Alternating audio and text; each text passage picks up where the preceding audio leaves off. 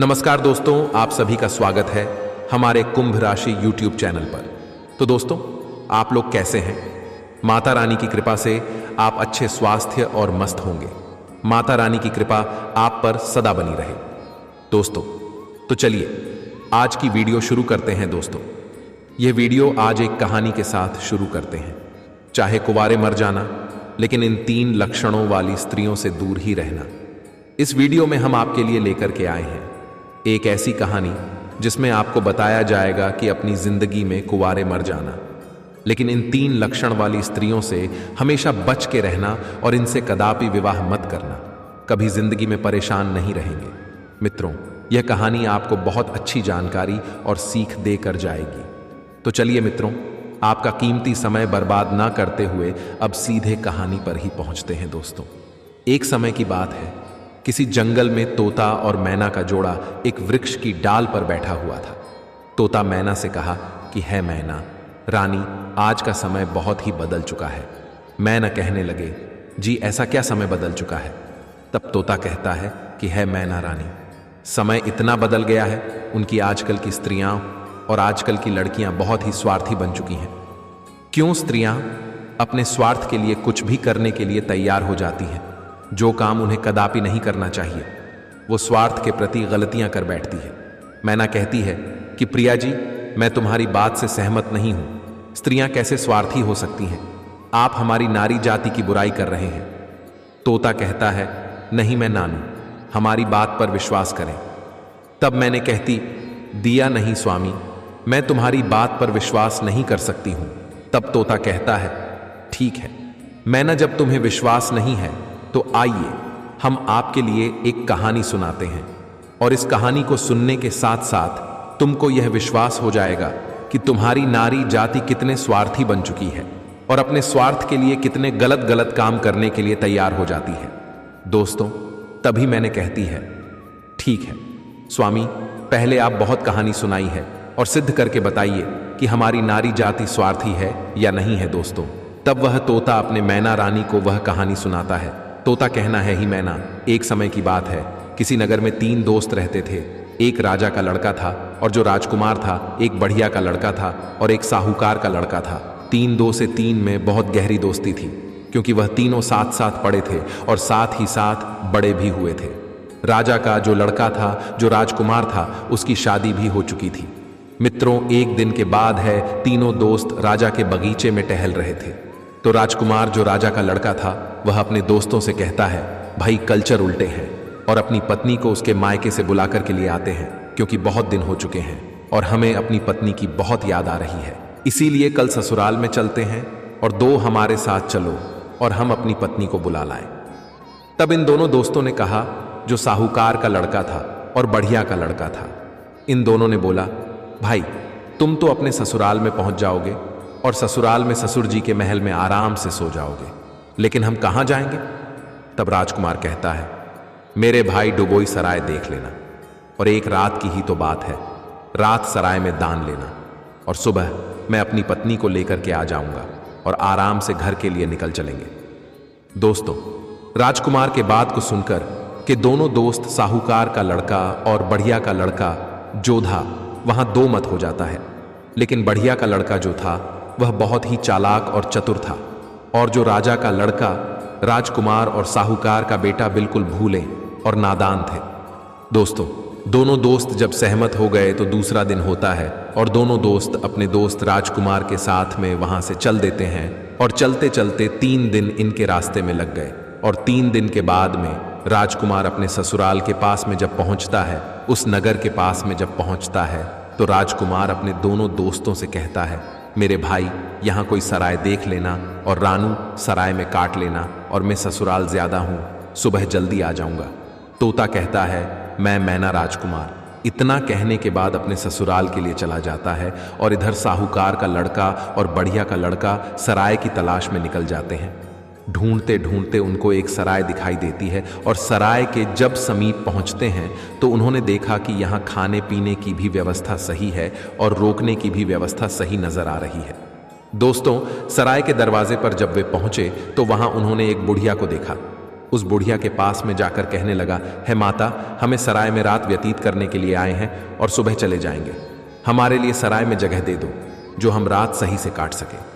दोनों दोस्तों की बात को सुनकर कि वह बुढ़िया जो थी यह बात कहने लगी, देखो बेटा, चाहे कहीं भी रुक जाओ, चाहे कहीं भी जाकर के रात काट लो, लेकिन इस सराय में ना रहो, इस सराय में आप रात ना गुजारे। तब दोनों दोस्त ने पूछा, ऐसा क्यों माता? तब बुढ़िया कहती हैं, मेरे पुत्र, इसमें अगर आप रुके तो आप जिंदा नहीं बचेंगे, क्योंकि आपकी मृत्यु हो जाएगी। दोस्तों, इस तरह से वह बुढ़िया जो थी साहूकार के लड़के और बनिया के लड़के को समझा रही थी। तब तक एक बहुत सुंदर लड़की, एक बहुत सुंदर युवती दरवाजे के भीतर साहूकार के लड़के को दिखाई दे जाती है। साहूकार के लड़का ने जब सुंदर युवती को देखा तब उस पर मोहित हो गया और उसके साथ रात में रुकने के लिए वह तैयार था। उतावला हो रहा था कि किसी न किसी तरीके से हम इसके साथ रात गुजार लें। मित्रों, इधर में बुढ़िया समझाती रही, लेकिन साहूकार का लड़का नहीं माना।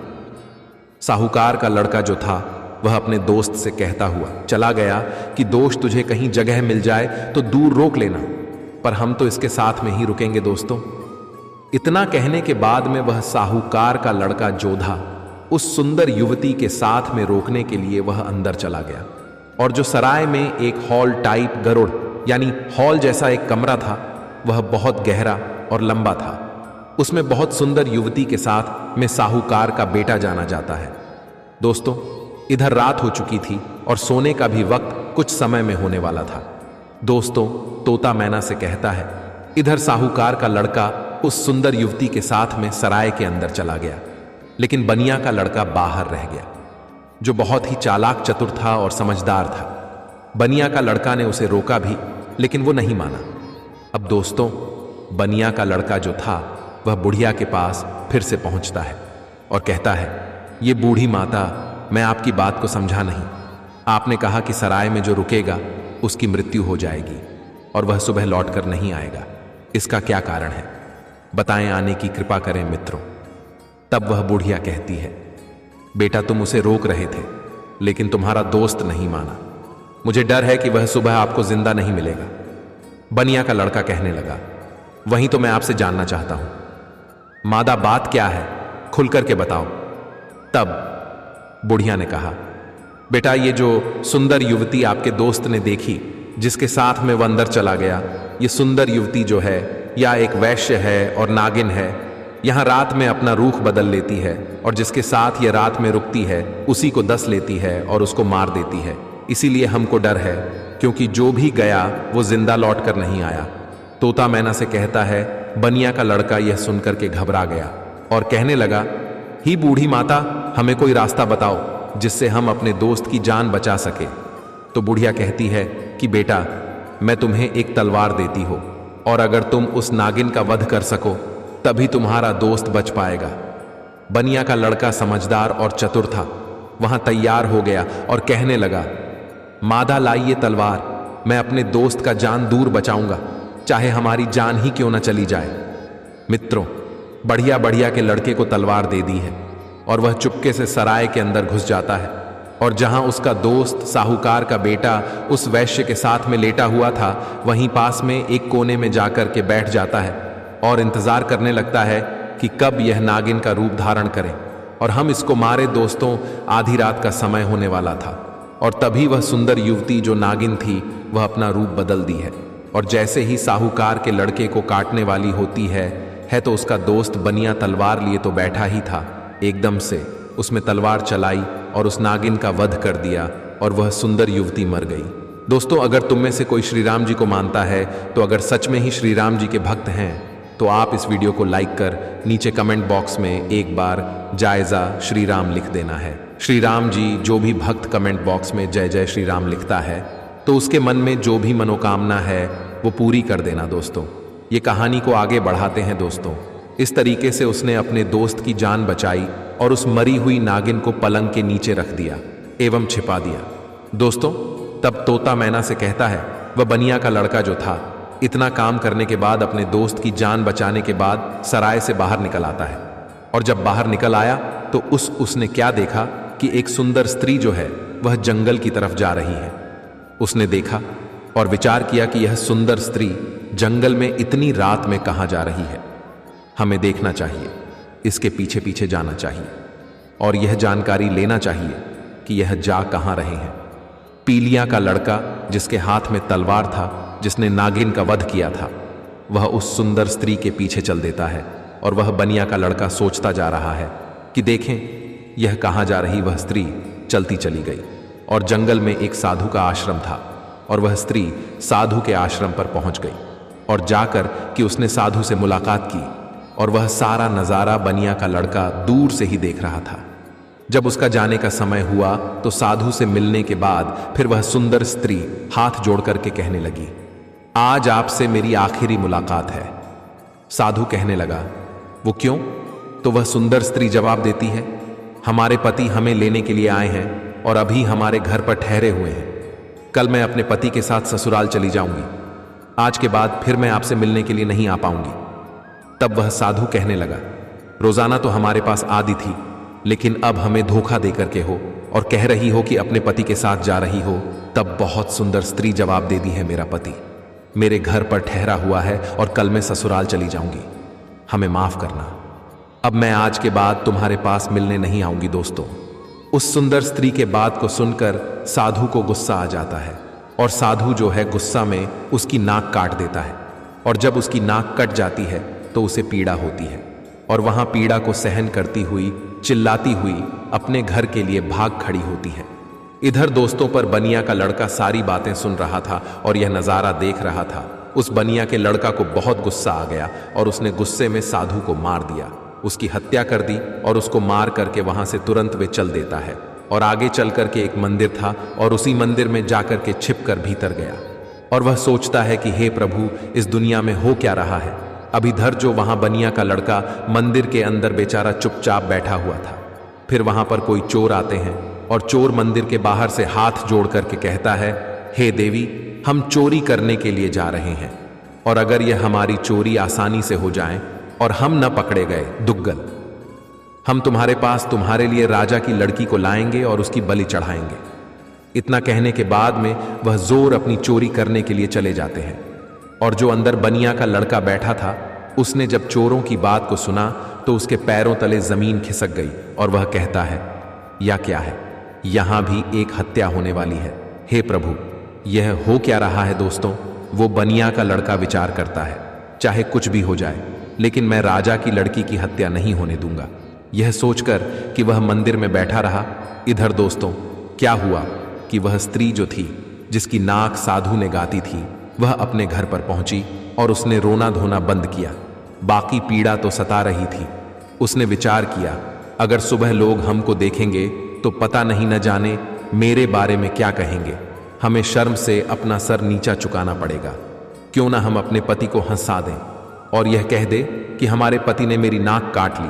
तो वही हुआ, सवेरा होने वाला था और जैसे ही थोड़ा प्रकाश होने को था तभी वो चिल्लाने लगी और कहने लगी कि देखिए देखिए, हमारे पति ने हमारी नाक काट ली।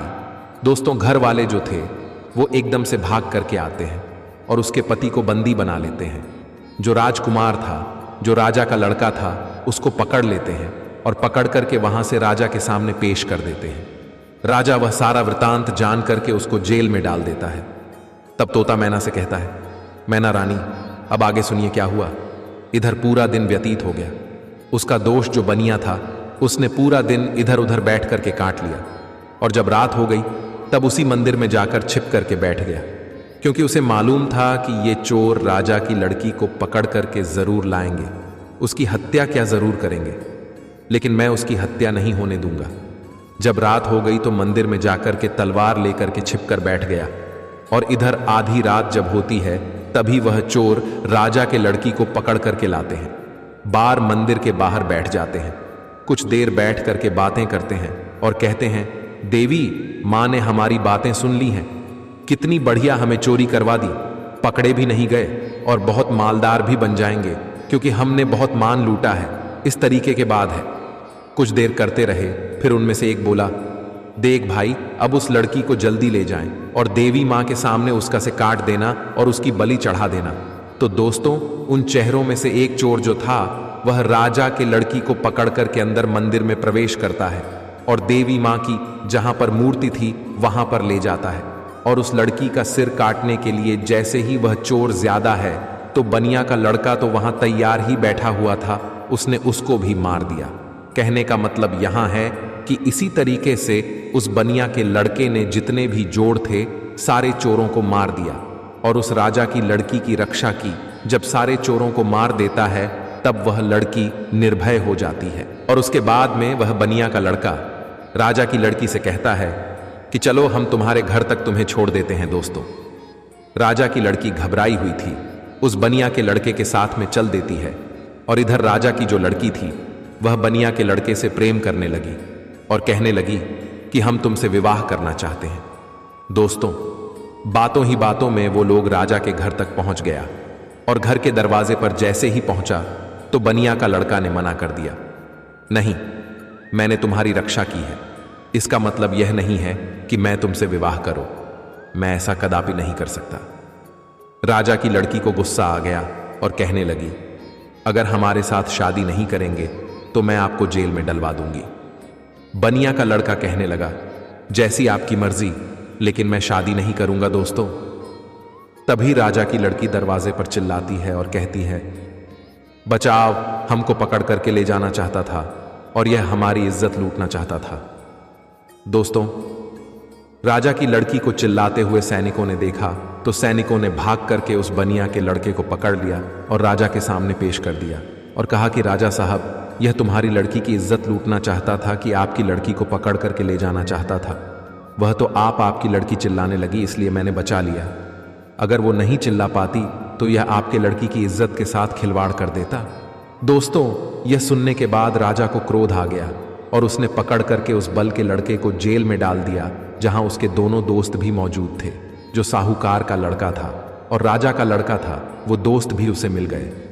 साहूकार के लड़का को सराय वालों ने पकड़वा दिया क्योंकि इसने एक वैश्या व सुंदर युवती का वध किया, इसलिए वह भी वहां जेल में मौजूद था। अब तीनों दो जेल में जाकर के मिल जाते हैं और एक दूसरे के साथ में वहां बैठ जाते हैं। इधर दोस्तों, अगला दिन हुआ और राजा दरबार में तीनों को बुलाता है। जिन तीनों को राजा ने पकड़ करके जेल में बंद किया था और उन्हें सजा सुनाने के लिए तैयार हो जाता है। दरबार लगा हुआ था और राजा ने जो साहूकार का लड़का था जिसने वैश्य का वध किया था उसे अपने पास बुलाया और उससे कहा कि क्यों रे, तेरा क्या नाम है, कहाँ का रहने वाला है।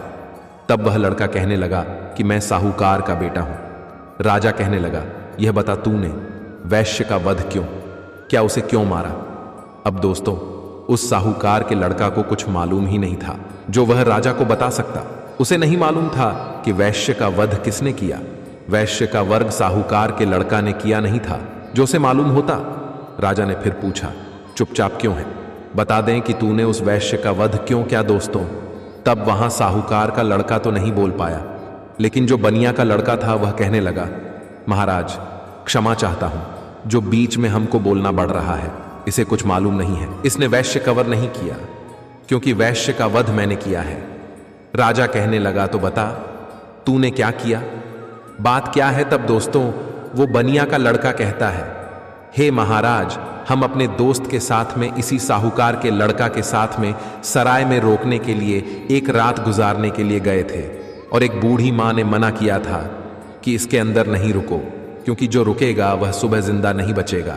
लेकिन यह हमारा दोस्त नहीं माना और उसने सुंदर वैश्य को देखकर कि रात को यह अंदर सराय में चला गया। मुझे उस बुढ़िया के द्वारा मालूम हुआ कि वह नागिन है और यह नागिन का रूप में आकर के इसको लेती, इसलिए तब मैं तलवार को लेकर के अपने इस दोस्त की जिंदगी बचाने के लिए जहां यह पलंग पर वैश्य के साथ सोया हुआ था वहीं एक कोने में जाकर के बैठ गया। और जैसे ही उस वैश्य ने रूप बदला और नागिन बंद करके हमारे दोस्त, आप देख लीजिए दो, तो तब राजा ने सैनिकों को भेजा और वहां सैनिकों ने जाकर के वहीं मरी हुई नागिन पाया और आकर के सारी बात राजा को बताया कि सत्य बात है। तो दोस्तों, राजा प्रसन्न हो गया और कहने लगा, ठीक है, तूने दोस्ती का फर्ज निभाया है, जो अपनी दोस्त की जिंदगी बचाई है।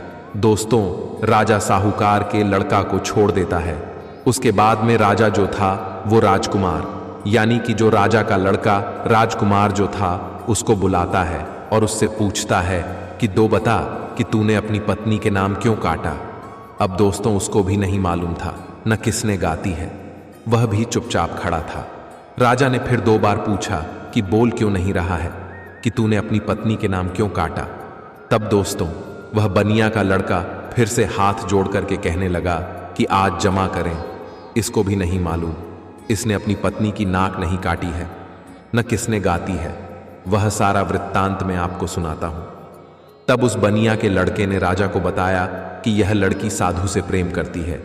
रात में साधुओं से मिलने के लिए गई, मैं इसके पीछे पीछे गया। इसने कहा कि मैं कल से तुमसे मिलने नहीं आ सकती, मेरा पति मुझे लेने के लिए आया है। यह सुनकर के उस साधु ने इसकी नाक काट लें और इसमें आकर के अपने पति को फंसा दिया। इसमें गलत क्या? राजा कहने लगा, तेरी बात पर मैं विश्वास कैसे करूं? तब उस बनिया के लड़के ने कहा, महाराज सैनिकों को भेजी है जहां उस साधु का आश्रम है, देख लीजिए कि मैंने साधु का वध कर दिया है। दोस्तों सैनिक जाते हैं, आश्रम पर उस मरे हुए साधु को देखते हैं तो आकर के राजा को बताते हैं कि महाराज बात सत्य है।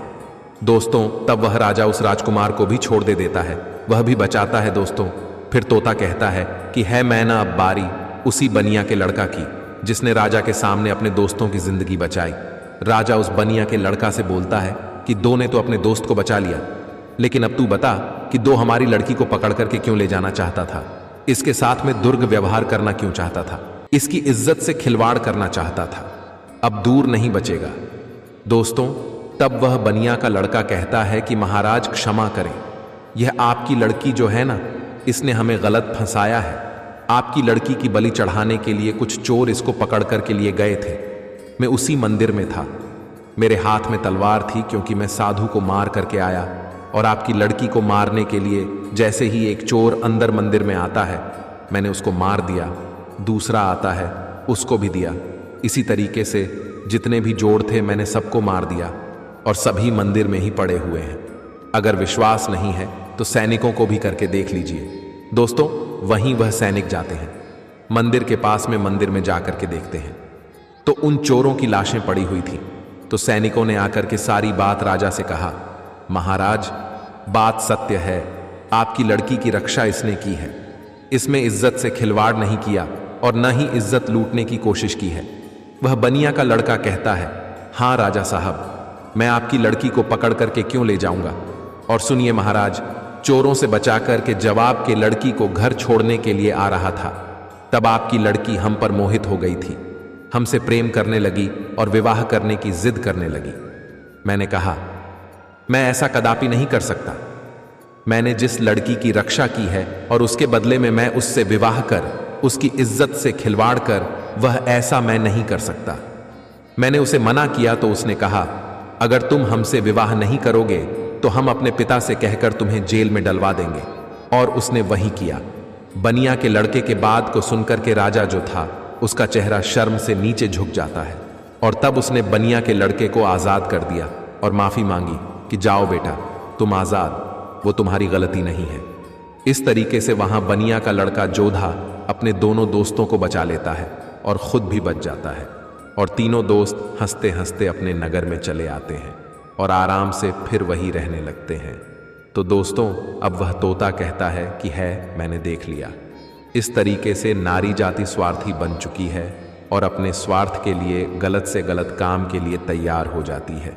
अब उस गलत काम के लिए चाहे कुछ भी करना पड़े, चाहे ने भी कष्ट झेलना पड़े, चाहे किसी के भी जिंदगी से खिलवाड़ क्यों न करना पड़े, लेकिन ऐसी स्त्रियां नहीं मानती हैं। दोस्तों अपने पिया तोता की बात को सुनकर के मैना जो है वह चुप हो जाती है। उसके बाद में तोता कहता है, ही महीना रानी, इसीलिए तो मैं सोचता हूं कि चाहे कुमार मर जाना, लेकिन इन 3 लक्षणों वाली स्त्रियों से कभी विवाह मत करना। तोता समझाता है कि 3 लक्षणों वाली स्त्रियां, यह पहली, वो जो पति होकर के भी पर आए, पति से प्रेम करें और बड़ा पति से छुप छुप के मिलने के लिए जाएं, अपने पतिव्रता धर्म को भूल जाएं और उसके साथ में हवस का शिकार बन जाए, तो ऐसी स्त्री से हमेशा बचना चाहिए और ऐसी स्त्रियों से दूर रहना चाहिए। और दूसरी स्त्री वह है जो एक स्त्री तो है लेकिन वेश्यावृत्ति की तरह जिंदगी गुजार रही है, नागिन की तरह रह रही है। अब उसे अपनी हवस की इच्छा पूर्ति के लिए चाहे अपने पति का ही गलत क्यों ना करना पड़े, लेकिन वहां कर बैठती है और नागिन की तरह अपने पति को दस करके उसे मार डालती है। तो ऐसी वेश्यावृत्ति के लक्षण वाली जो स्त्रियां हैं, इनसे दूर रहना चाहिए। इनसे कदापि विवाह करने की इच्छा नहीं रखना चाहिए।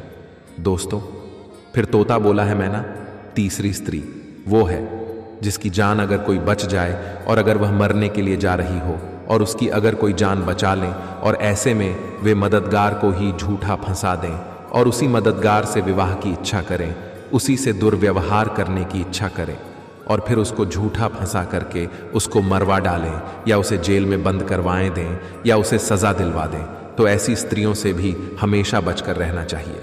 इसका कोई भरोसा नहीं है कि किस वक्त तुम्हारी जिंदगी को ले बैठे।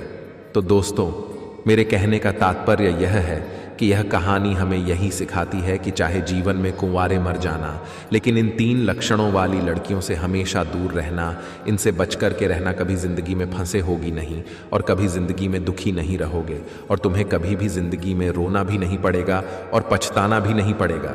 तो दोस्तों, चलिए आगे हम आपको आपकी राशि बता देते हैं। घर, परिवार, बिजनेस। तो दोस्तों, पारिवारिक जीवन की बात करें तो कुंभ राशि के जातकों के लिए यह महीना चुनौतीपूर्ण रहने की आशंका अधिक है, क्योंकि स्वराशि में शनि की स्थिति परिवारजनों के बीच प्रेम भाव कम कर सकती है। तीसरे भाव में बृहस्पति की स्थित होने के कारण आपके परिवार में कुछ गलतफहमियां पैदा हो सकती हैं। ऐसे में सदस्यों के बीच संचार और सामंजस्य में कमी आने की संभावना बनेगी और अहंकार की भावना पैदा हो सकती है। आपको सलाह दी जाती है कि सुख समृद्धि बनाए रखने के लिए समस्याओं को हल करने की कोशिश करें, अन्यथा वाद विवाद हो सकता है। यह सप्ताह विद्यार्थी जातकों के लिए बेहतर रहेगा। आपकी मेहनत रंग लाएगी और नई रिसर्च में जाने का भी मौका मिलेगा, जिससे आप कुछ नया सीख पाएंगे। अगर आप किसी प्रोफेशनल कोर्स के बारे में सोच रहे हैं तो यह समय आपके लिए बढ़िया रहेगा। उच्च शिक्षा के विद्यार्थियों और रिसर्च कर रहे लोगों को सफलता प्राप्त होगी। हायर एजुकेशन के लिए भी समय बढ़िया है। इस सप्ताह आपको अपना मनचाहा विषय पढ़ने का मौका मिलेगा। यह सप्ताह विद्यार्थी जातकों के लिए बेहतर रहेगा। आपकी मेहनत रंग लाएगी और नई रिसर्च में जाने का भी मौका मिलेगा, जिससे आप कुछ नया सीख पाएंगे। अगर आप किसी प्रोफेशनल कोर्स के बारे में सोच रहे हैं तो यह समय आपके लिए बढ़िया रहेगा। उच्च शिक्षा के विद्यार्थियों और रिसर्च कर रहे लोगों को सफलता प्राप्त होगी। हायर एजुकेशन के लिए भी समय बढ़िया है। इस सप्ताह आपको अपना मनचाहा विषय पढ़ने का मौका मिलेगा। कुंभ राशि के जातकों के प्रेम और संबंधों की बात करें तो यह सप्ताह बढ़िया रहेगा। प्रेम जीवन जी रहे लोग अपने प्रेमी के साथ खुशी भरे पल व्यतीत करेंगे। आज अपने प्रेमी को अपने परिवार वालों से भी मिलवा सकते हैं, जिससे उनके विवाह में और देरी ना हो। शादीशुदा लोगों के लिए यह सप्ताह कुछ खास नहीं रहेगा। किसी अन्य व्यक्ति की दखलंदाजी से आपसी मनमुटाव हो सकता है। अगर आप एक दूसरे को समझते हैं तो आपसी रिश्ते सुधरेंगे। सेहत को देखते हुए यह सप्ताह आपका मिला जुला रहने वाला है। आपको इस सप्ताह सुबह की सैर, योगा व प्राणायाम को अपने जीवन का हिस्सा बना लेना है और भोजन भी सोच समझ कर करना होगा। बाहर के तले भुने खाने से बचें। आपकी सेहत के प्रति लापरवाही की वजह से नसों तीन की कोई लंबी बीमारी हो सकती है, जो आपको मानसिक रूप से परेशान करेगी। इसलिए सेहत को लेकर कोई भी लापरवाही नहीं करें। किसी अच्छे डॉक्टर से परामर्श करें। सेहत को देखते हुए यह सप्ताह आपका मिला जुला रहने वाला है। आपको इस सप्ताह सुबह की सैर, योगा व प्राणायाम को अपने जीवन का हिस्सा बना लेना है और भोजन भी सोच समझ कर करना होगा। बाहर के तले भुने खाने से बचें। यह सप्ताह व्यवसाय और करियर को देखते हुए काफी अच्छा रहेगा। अगर आप नौकरी बदलना चाहते हैं तो यह समय बढ़िया है। इस सप्ताह आपके डिजाइन और क्रिएटिव काम में नए प्रोजेक्ट मिलने से आपको फायदा होगा।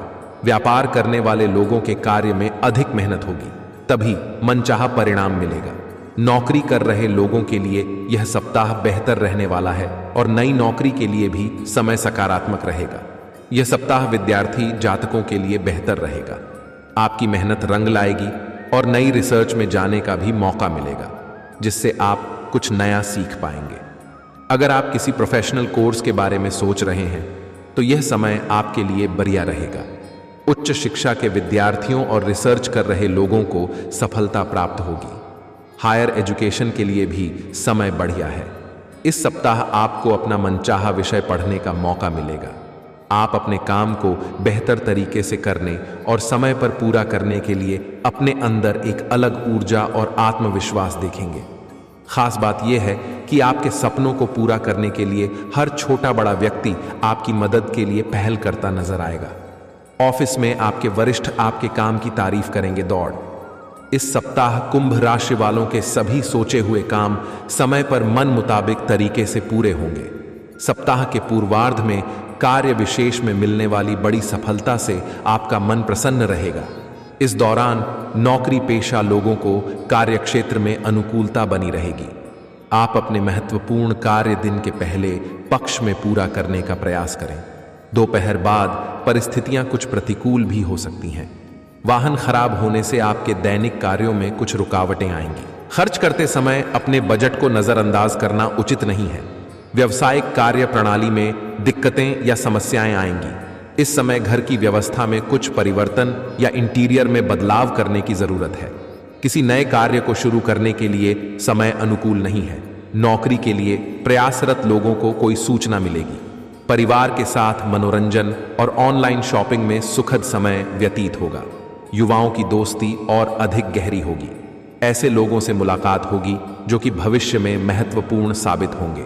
पारिवारिक जिम्मेदारियों को घर के सदस्यों में बांटकर कुछ समय अपने लिए भी निकालें। इससे आपके व्यक्तित्व में और अधिक निखार आएगा। समय अनुसार अपने व्यवहार में लचीलापन बनाना जरूरी है। किसी के व्यक्तिगत मामलों में दखल अंदाजी न करें। दोपहर बाद कोई अशुभ समाचार से तनाव रहेगा। किसी को पैसा उधार देने से पहले उसकी वापसी जरूर सुनिश्चित करें। कार्यक्षेत्र में अधिकतर काम नियत समय पर पूरे हो जाएंगे। उचित सफलता मिलेगी। आपके हुनर की सराहना होगी। पार्टनरशिप संबंधी व्यवसाय में आपसी सामंजस्य रहेगा। ऑफिस में शांतिपूर्ण माहौल रहेगा। पति पत्नी के संबंध मधुर रहेंगे, लेकिन गलत संबंधों से दूरी बनाकर रखें। इससे आपकी पारिवारिक शांति खत्म हो सकती है। अपनी योजनाओं को कार्य रूप में बदलने का उचित समय है। सफलता आपकी राह देख रही है। आपकी योग्यताओं और उपलब्धियों के समक्ष आपके विरोधी परास्त होंगे। उनकी कोई भी नकारात्मक गतिविधि सफल नहीं होगी।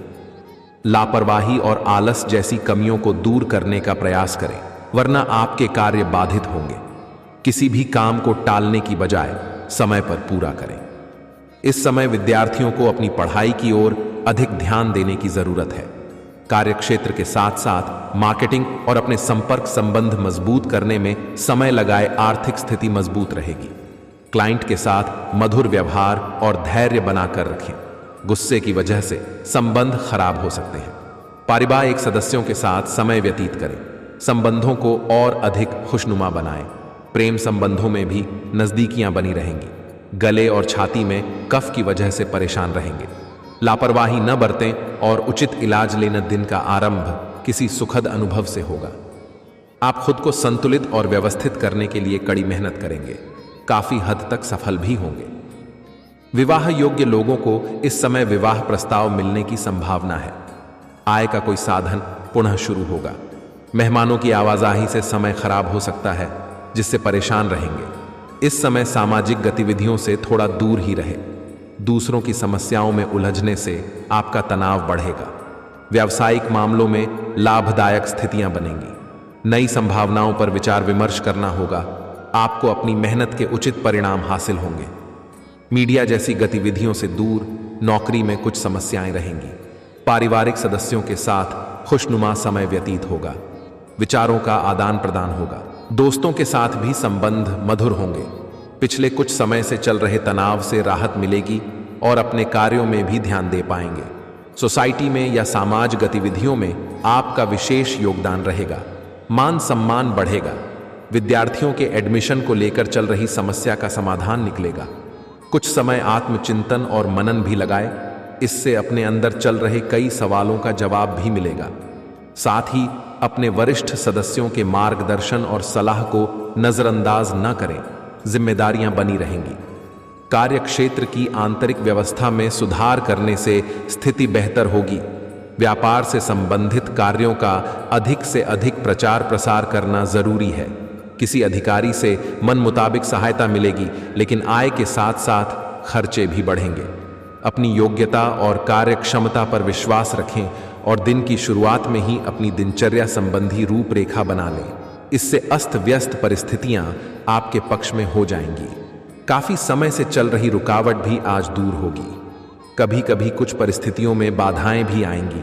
अपने मन को संयमित करें। जीत होने पर घमंड आपके ऊपर हावी हो सकता है। सावधान रहें। अनावश्यक यात्रा को स्थगित रखें।